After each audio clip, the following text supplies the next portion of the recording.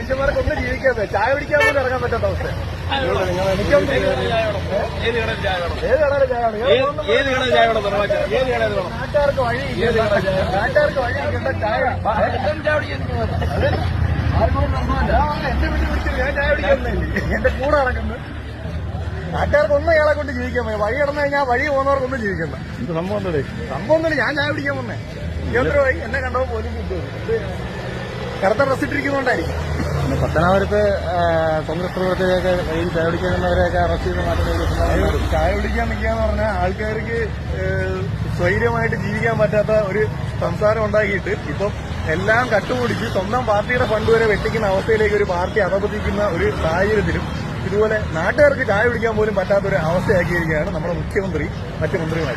കുറച്ച് നേരമായിട്ടുണ്ട് ഞാനിവിടെ നിന്നപ്പോൾ തൊട്ട് പോലീസുകാർ അങ്ങോട്ടും ഇങ്ങോട്ടും പോകുന്നുണ്ട്. അന്ന് ഇപ്പം നമ്മൾ ഞാൻ തൊട്ടടുത്ത കടയിലോട്ട് വരാൻ നേരത്തെ കടന്റെ പുറകെ വന്നിട്ടുണ്ട്. ഞാൻ ആദ്യമേ എനിക്ക് മനസ്സിലായില്ല, പിന്നീട് മനസ്സിലായ സംഭവം. എന്തായാലും ഒരു വേഷം കാണുമ്പോൾ ചില പ്രതിഷേധത്തിന് സാധാരണ എപ്പോഴും ജോലിയൊക്കെ വരുന്നത് സാധാരണ എപ്പോഴും കറുത്ത ഡ്രസ്സിൽ തന്നെ ആയിരിക്കും.